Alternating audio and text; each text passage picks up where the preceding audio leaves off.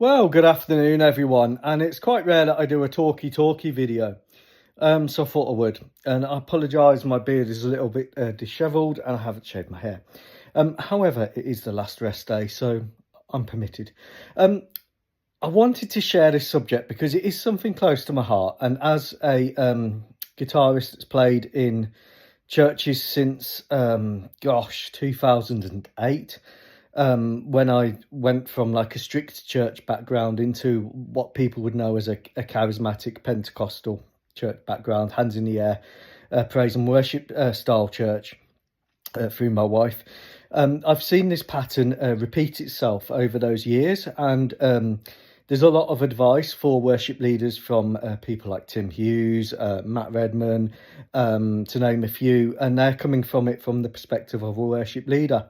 There's not so much perspectives from, say, a worship team member. I'm a guitarist, former worship team guitarist.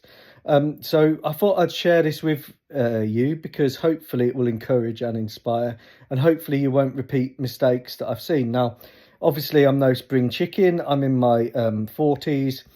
And life does change and perspectives on life do change. And I think you only learn some things when you get older, and you can look back in hindsight and one, realise where I was an idiot. And two, the principles of, the beam in your own eye and the might in the other person's eye do apply. So I hope I'm not speaking out of turn. But these are trends and these are things that I've seen time and time again. So I'll just share them with you. Firstly, principle number one, lesson number one, if you are not in an American megachurch, don't try to be an American megachurch. Okay, an American megachurch is a megachurch. The guitar equipment, and you can see the pedal boards and you can see what they're playing. I estimate each guitarist spends $11,000 on guitar equipment. And that's probably $7,000 on the amps and $3,000 on the pedals that they play through. So that putting that kind of pressure onto people at work that have a family, that have jobs, that aren't in an American megachurch is impossible for people to conform to. Sure, you can get decent tones for less, but when you are chasing those tones, when you're chasing those dreamy Strymon reverbs, just bear in mind that most of your working members of the church can't actually afford that gear. They want to be part of the worship team, but we don't have 11 grand to spend on pedals. Also, American megachurches tend to employ their musicians, whether they're professional session musicians that are contracted in to play and perform each Sunday, or whether they are paid members of the congregation.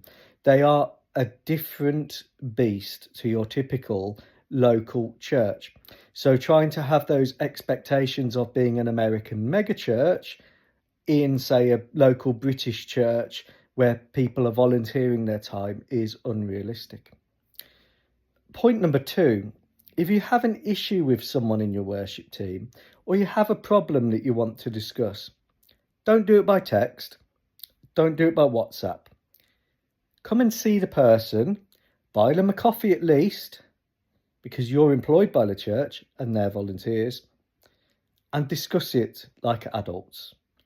The minute you start texting or WhatsApping feedback to people, well, firstly, it can be misunderstood.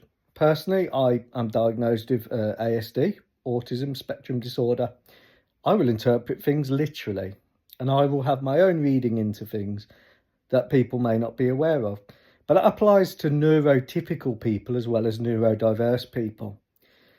Feedback from a text message or WhatsApp is appropriate if, say, it's at work and it's my supervisor giving me an order, lawful order, have to comply. Say if it's someone at work who's texting another employee or sending an email about a project, yeah, that's fine.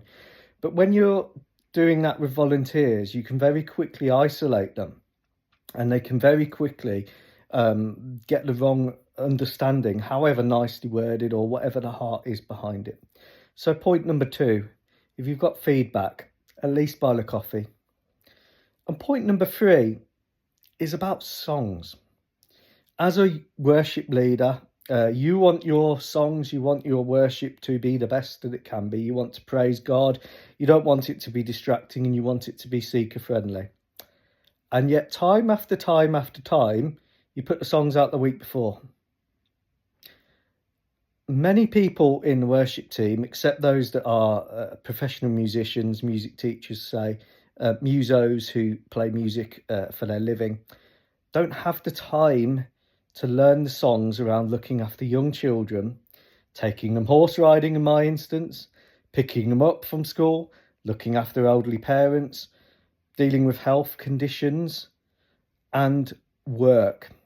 Unlike a worship leader who's employed by the church, a lot of people in your worship team have to work pretty long hours to put bread on the table.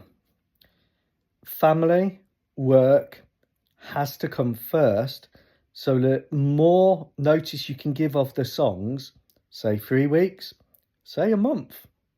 Why not do a month? At the end of the day, if you want it to be good, give your musicians the opportunity to practice around their work schedules, around their family life.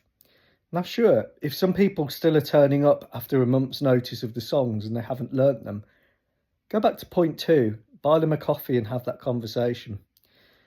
But if you're just putting the songs out a week before and expecting people to learn 5 songs, 3 by Israel Houghton, 2 by Hillsong, you're asking a lot, unless they are professional musicians or musos themselves.